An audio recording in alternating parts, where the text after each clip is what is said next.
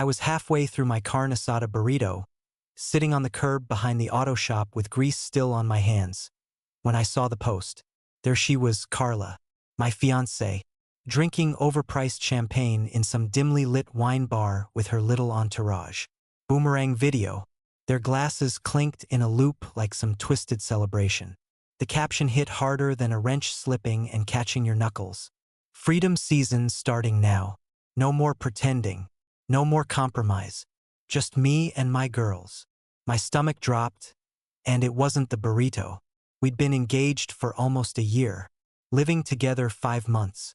That very morning, she kissed me on the cheek and said, "Can't wait to marry you, babe." I packed her lunch. I'd filled her damn gas tank the night before. Now this? I scrolled through the comments, and each one made my blood burn hotter. Finally. Took long enough. "You go, girl." Then this one from her friend Tasha. "No more mechanic boy." Mechanic boy? Really? Like I was just some phase she had to get through? My coworker Josh leaned over my shoulder, chewing a Slim Jim, and squinted at my screen. "Yo, isn't that your girl?" I didn't answer, just double-tapped the post. Yeah, I liked it. Petty? Maybe. But I wanted her to see it. Josh didn't say anything else. He knew better. I chewed the last bite of my burrito slow, swallowed, opened my notes app, started typing. Item 1, storage unit. Item 2, packing supplies. Item 3, lease paperwork. I didn't rage, didn't scream, just stood up, tossed the foil in the trash, wiped my hands on a rag, and clocked back in. If she wanted freedom season, she was about to get it. But this time, it wasn't going to be some cute girl's night with hashtags. This was real. And I was done pretending, too. I walked into the apartment, keys still in hand, and the silence hit different. No music, no candles burning, no sound of Carla fake laughing on speakerphone with her friends. She wasn't there. I checked the kitchen counter. A wine-tasting brochure sat next to an empty LaCroix. Of course. Surprise trip. Probably already 2 glasses deep, talking about how liberating it felt to ditch the ball and chain. Meanwhile, the place still smelled like her overpriced eucalyptus toner. Her stuff was everywhere. Designer heels tossed by the couch, a trench coat crumpled over my gaming chair. In the bathroom, products lined up like they were auditioning. Half of them still sealed. 2 laptops sat on the kitchen table. One had a work sticker. The other, the one I bought last Christmas when hers crashed. I cracked my knuckles and got to work. Started in the closet. The dresses she wore once, took 100 photos in, and never touched again, folded. The bathrobe with future Mrs. Taylor embroidered on the back, into the box. Her vision board with wedding dates, color schemes, pictures of some Tuscany honeymoon, rolled up, rubber-banded, packed tight. The wedding magazines went next. Then the towels, his and hers monogrammed, not cheap. She picked them. I paid for them. Whatever. I kept my hands steady, my breath even. No yelling. No pacing. I was done playing confused or heartbroken. I wasn't either. I was just focused. I found the rental agreement taped inside the kitchen cabinet. Carla had signed as a co-occupant, not co-tenant. I was the primary renter. My name, my deposit, my terms. Freedom season, right? I searched nearby storage units, found one with a free month promo and 24-hour access. Reserved it under her name. Address, phone, everything. Done. Then I grabbed my keys again and drove down to Ace Hardware. Grabbed boxes, bubble wrap, black Sharpie, 2 rolls of packing tape. Tossed in a box cutter for good measure. The guy behind the counter tried to make small talk. I ignored him. Back at the apartment, I pulled everything off the walls, photos of us at the beach, at her cousin's wedding, the Polaroids from our first road trip. No hesitation. Just took them down, stacked the frames, and bubble-wrapped the glass. The customized ring tray, white ceramic with gold lettering that said, Mrs. T, went into a separate box labeled delicate. Funny how she had all these things for a life she clearly didn't want. By 10 p.m., half the apartment was boxed. I kept her stuff separate, stacked clean against the wall. Labeled everything by room. Bedroom, Bathroom, kitchen, miscellaneous. Nothing messy. Nothing spiteful. Just efficient. That's when my phone buzzed. Carla. Staying at Mel's. Drunk LOL. I stared at it for a second, then typed back. Me. Noted. Have fun. No emoji. No period. Just clean and cold. I put my phone down, walked over to the last unopened cabinet, and opened it. Inside were 2 coffee mugs. One that said bride and another that said groom. Still in the gift bag from her sister. I picked up the bride mug and dropped it gently into the box with the towels. Then I grabbed the groom mug, walked over to the kitchen sink, and poured myself the last of the Dr. Pepper from the fridge. I had work in the morning, but I wasn't tired yet. There was still more to pack. Around noon the next day, I was tightening a drawer handle in the kitchen when I heard the front door creak open. She walked in slow, like she didn't recognize the place. Messy bun, oversized hoodie, sunglasses indoors, clearly still drunk or trying to recover from it. Her heels clicked unevenly on the hardwood, and the smell hit a second later. Tequila, cheap rose perfume, and something burnt, like she'd chain-smoked at someone's patio bar all night. Then she saw it, the blank walls, the stacked boxes, the shelves stripped bare, the missing photos, the clean counters, the rolled-up vision board in the corner. Her mouth opened slightly. Where's all my stuff? I didn't even look up. In storage. 1 block down. Units under your name. First month's on me. Congratulations on your freedom. She blinked hard. Wait, are you serious? I finally met her eyes. Do I look like I'm joking? She walked in farther, turning in circles like she was trying to catch a glitch in the matrix. It was just a post. Just girl talk. It didn't mean anything. I tilted my head. So when you said, no more pretending and no more compromise, that didn't mean our engagement? She dropped her bag on the floor with a thud. That post wasn't about you. You're twisting it. I grabbed the lease packet off the coffee table and handed it to her. 60 days. That's what you've got to figure out where you want to live. Since, apparently, you're not pretending anymore. She didn't take it. Just stared at it like I'd handed her a live grenade. You're seriously kicking me out over a caption? I'm not kicking you out, I said. I'm just making space for the new, real, uncompromised you. She stepped back like I'd hit her. Wow, you're really that petty. Nope, I'm that done. She ripped off her sunglasses and tossed them on the couch, hands on her hips. You're controlling, you know that? You always were. Nothing was ever enough for you. You pressured me into this engagement and now what? You're flipping it on me? I laughed once. Just one dry, short breath. You wore me down for that ring, Carla. Let's not rewrite history. She shook her head. This is insane. I was drunk. It was a stupid post. Then you should have posted about wine. Not freedom. Not pretending. Not compromise. Her face started to crumble, but I didn't flinch. She finally picked up the lease packet. And what if I don't find a place in 60 days? Then I guess you'll be real free.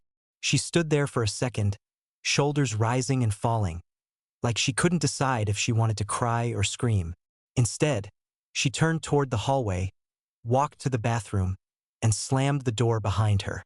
I walked back to the kitchen, turned on the faucet, and kept working. She stayed in the bathroom for 10 minutes, maybe less. I didn't go check. When the door finally opened, she didn't come out alone. 3 pairs of boots followed her down the hallway. Mel, Tasha, Bree, same crew from the post, now acting like backup dancers to her little meltdown. Mel crossed her arms the second she stepped into the living room. So you're just throwing her out like trash? I didn't even stand up. She threw herself out. I'm just following through. Tasha flopped down on the arm of the couch like she owned the place. It was a caption, dude. A dumb one.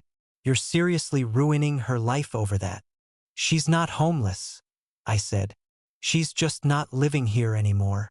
Carla sniffled loud, like a starter pistol for sympathy. I loved you, she said, voice cracking in that performative way she always used when she wanted attention. You're destroying us over nothing. Nothing. I stood up now, slow. Walked over to the kitchen counter, opened the drawer where I'd tucked the manila folder. Laid it flat on the coffee table like a dealer showing cards. I didn't speak right away.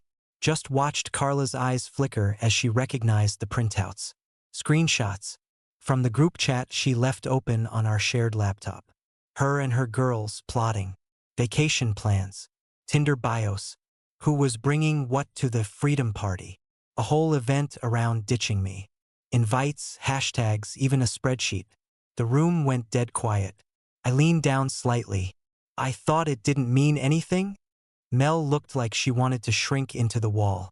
Tasha stopped swinging her foot.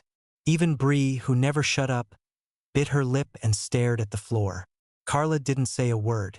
I tapped the last page. You were planning to end it. You just didn't have the guts to tell me.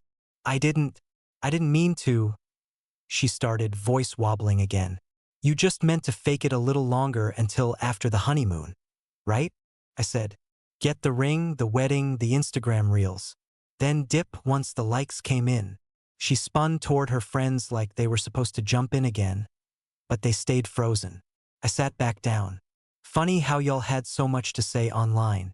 Not much now. Mel finally muttered. You went through her laptop? She left it open, and I paid for it. So yeah, didn't feel too guilty. Carla's head turned back to me, slow. Her face wasn't broken anymore. It was just pissed. Like I'd embarrassed her. Like I was the one who broke something. She glared at me with a look that wasn't sadness. It was hate, quiet and bitter. Like I'd ruined her little performance. Like she wanted me to play dumb and let her leave on her own timeline, her own terms. Too late. Nobody said anything else. They just stood there. I leaned back and stretched. If y'all came to move boxes, cool. If not, I've got stuff to do. Carla didn't move. So I picked up the folder, walked past them, and left it sitting on her nightstand. About 3 hours after they left, my phone lit up again. Unknown number, but local. I already knew. I answered on the second ring. Hi, this is Carla's mom. Her voice had that fake soft tone. Rehearsed, like she was reading from a therapist's script. I just wanted to touch base. Carla's very upset. She says you misunderstood. I didn't say anything. Just pulled up my Photos app, hit the share button, and forwarded her the boomerang, the caption, and 3 clean screenshots from the group chat. Name headers included. Clear as day. There was silence. I could hear her breathing. She didn't hang up. She's young, she finally said, like that fixed anything. People make mistakes. She's 28, I said. And this wasn't a mistake. This was planned. Down to the group chat name. The silence stretched again. Then the guilt trip started. You know, she always spoke so highly of you, her mom said. She said you were steady, safe, her rock. You're really just walking away over a few posts. She announced she was done, I said. I'm just respecting her choice. Click. Next morning, her sister DM'd me. Something long about throwing away family, tagged with a crying emoji and a quote about forgiveness. I didn't respond. That afternoon, her aunt emailed, like it was 2003, saying, this kind of conflict is normal before a wedding, and Carla just needed space to breathe. I forwarded her the screenshots. Never heard back. The next day, I got a text from a random number. I do her hair. She's a mess. Please just talk to her. I blocked it. Carla didn't call, but she didn't stay quiet either. Instead, she started posting. First, it was some blurry mirror selfie, captioned, "Healing isn't linear. #reset. Then came the real gem. Black screen, white text. When someone shows you who they are, believe them. #escape. I laughed out loud at that one. She was talking about me. Like I was the one who faked an entire relationship and planned a breakup party. Josh saw the post and just shook his head. Man, she's acting like you dragged her through a custody battle. I went back to work like normal. Paid rent. Changed my passwords. Cleaned out the fridge. Her almond milk was still in there. Expired. She didn't come by, didn't call. But her people wouldn't stop. By the end of the week, even Mel reached out. She's breaking down. Maybe just meet up? Give her closure. Closure, I replied. She had a whole wine night to celebrate it. Mel didn't answer. I left it at that. Day 3. I was halfway through detailing an old Chevy Tahoe in the garage bay when I saw her car pull up. Still had my oil change sticker on the windshield. She parked crooked, door wide open, and stormed up the driveway in platform sandals like she was about to audition for Real Housewives. Trailer edition. But she wasn't alone. Behind her was a cop. Mid-40s, tired face, bulletproof vest snug under a rumpled shirt. He looked like he already regretted showing up. I wiped my hands on a rag and stepped out to meet them. "Ma'am says you illegally evicted her and confiscated personal property," he said, not even making eye contact yet. Carla crossed her arms. "He locked me out, took all my stuff, didn't even warn me." I nodded once, calm as hell. "Give me a second." Walked back inside, grabbed the folder I'd been keeping by the entry table, and came right back out. No rush, no nerves, just facts. Handed it to the officer. "She's not on the lease. I am. Here's the rental agreement, the 60-day notice I gave her, signed and time-stamped. And this," I pulled out the last sheet, "is the storage unit contract.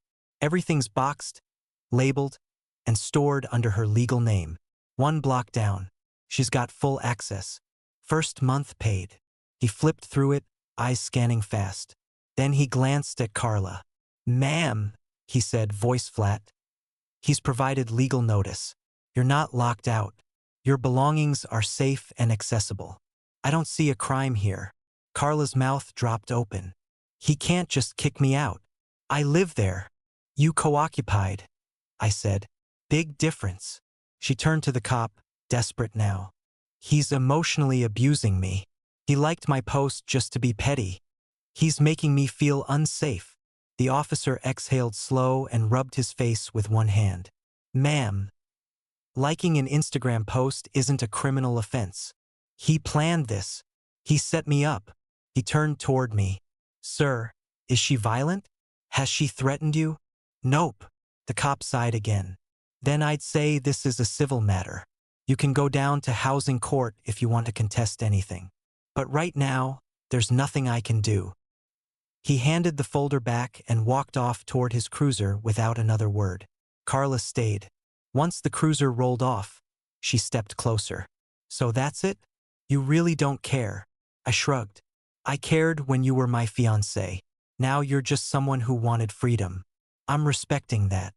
Her eyes welled up again, always right on cue. "So we're really done?" I tilted my head. "You made the call. I'm just following the caption." She stood there like she expected me to break, beg, fold, something. Instead, I stepped past her and went to close the door. That's when she said it. "I gave you my best years. You're gonna regret this." I didn't even turn around. "You gave me a curated version of you for Instagram.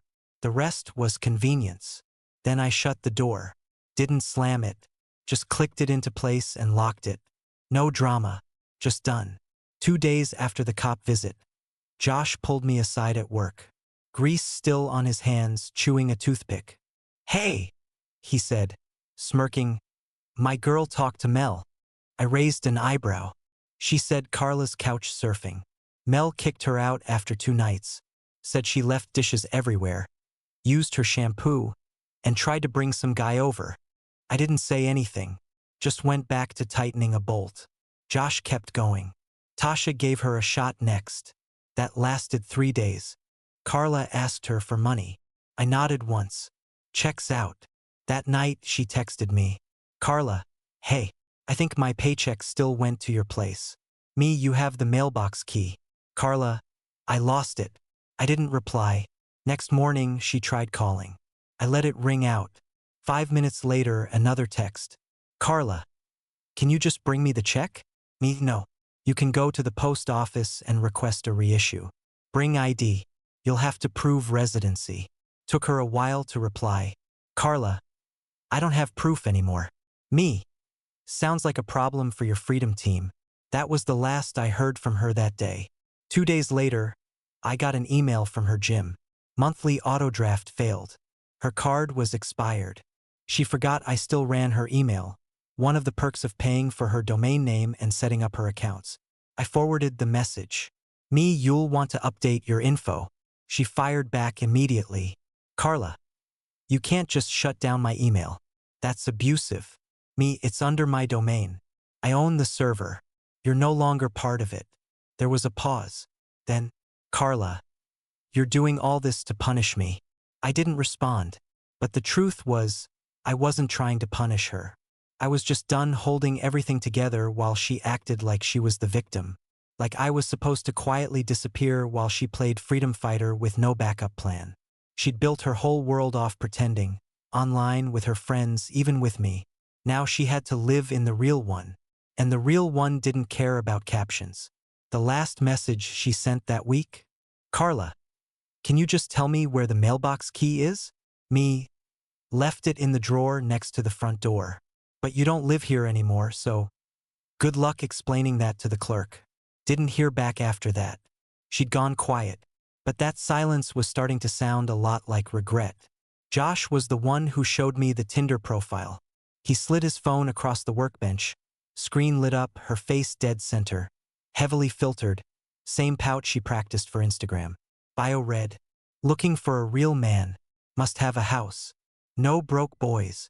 I blinked once. She's sleeping on couches and has $32 in her account. Real man, Josh said, snorting. I pushed the phone back. Let her have her little fishing trip.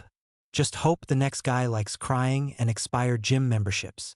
2 nights later, she showed up at my door. Not a call. Not a text. Just knocking at 11:48 p.m. I opened it, and there she was, barefoot, eyes glossy, hair a mess, makeup from God knows when still streaked on her face. Her arms were crossed, but she was shivering.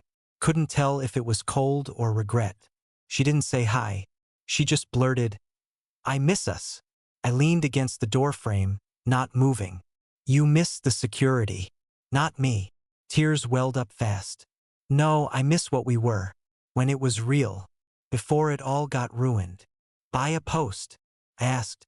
She nodded like that would fix it. It wasn't one post, I said. It was the group chat, the Tinder bio, the freedom party. You didn't just mess up, you built a whole exit plan. I panicked, she whispered. I felt trapped. I thought I needed space. You got it.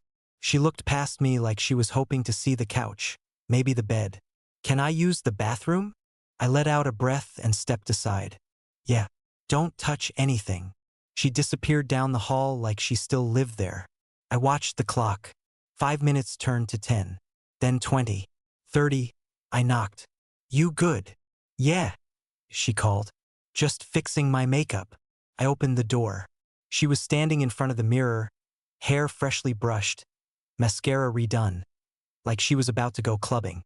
Her purse was on the counter, wide open, like she was setting up camp. Nope, I said. Time to go. She looked at me like I'd slapped her. I just needed a minute. You've had a month. You're not staying. Her lips started quivering again. I don't have anywhere tonight. That's not my problem anymore. She tried to reach for her phone charger on the floor. My charger.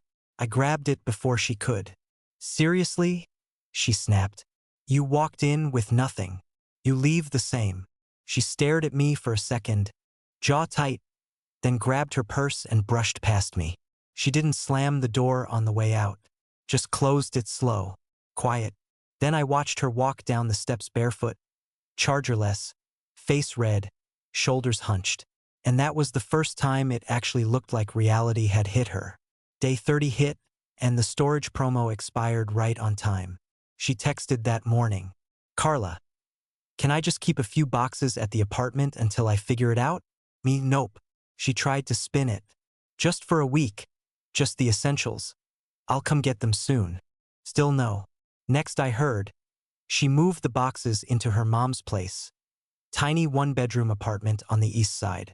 I pictured it stacked to the ceiling with labeled bins, blocking the bathroom, the front door, probably even the cat's litter box. Her mom called me the same night. I know things are messy, she said, but she can't stay here long. She's crying every day. Is there any chance you two can work this out? She planned to leave, I said. She left. Silence. Then, she thought you'd fight for her. I didn't respond. That line alone told me exactly how they raised her. About a week later, Josh showed me a Craigslist ad. Room for rent. Carla's name wasn't on it, but the photo was unmistakable. Her cheap boho comforter on a twin bed, fake plants in the corner. Her makeup case wide open on the desk. Rent was listed at $750 a month. Sketchy side of town. Shared bathroom. No lock on the bedroom door. I already knew how this was gonna go. 2 nights in, I got another text. Carla. My landlord just messaged me, "Hey beautiful," at 11 p.m. I'm not safe here. Me, then leave. Carla, you did this to me. Me, no. You did this to you. She didn't reply after that. A couple days later, Josh's girl told him the newest drama. Carla got fired. Apparently she'd been showing up late, arguing with coworkers, and pushing some pyramid scheme skincare on everyone who'd listen. Left flyers in the bathroom. Brought samples into meetings. Even asked her supervisor if she wanted to be her own boss.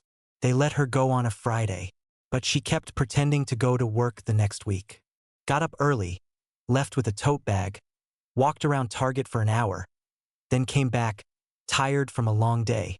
Her mom didn't figure it out until she found Carla still in pajamas at noon, watching reruns and eating popcorn out of a mug. That same night, I got another call. Blocked number. I let it go to voicemail. She didn't leave one.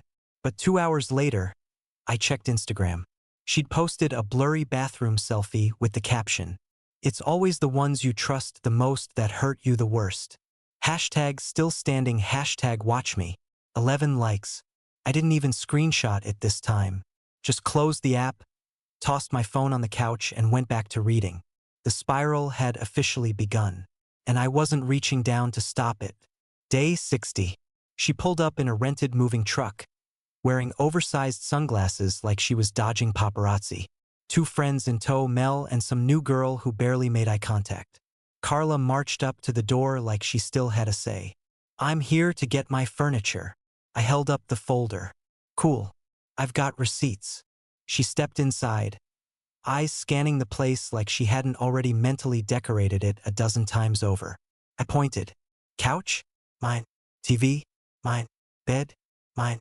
I've got the emails, the credit card statements, even the warranty slips." She didn't argue, just stared at everything like it had betrayed her.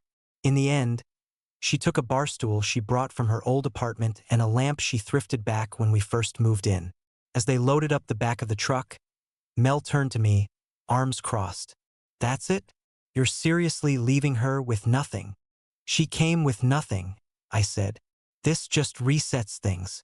Carla stood there quiet for a second, then gave it one last shot. "I did love you, you know." "No," I said. "You loved what I gave you. That's not the same." She flinched, then straightened her shoulders. "I hope you're happy being alone." "I'm happier than I was being lied to." She didn't reply. They drove off, the truck rattling like it was full of more dignity than furniture. That night, she posted the finale. Black and white selfie, fake smile, captioned, "Chapter closed. Blessed. Stronger than ever." 19 likes. I moved on. Signed a new lease under just my name. Got a couch I actually liked. Met someone new. She reads books, not captions. A couple months later, a letter showed up on my doorstep. Her handwriting on the envelope. I didn't open it. Last I heard, she was working at a phone bank in her dad's town, living in his basement, still posting motivational quotes over coffee photos, still chasing followers, still broke, still free. She got exactly what she wanted.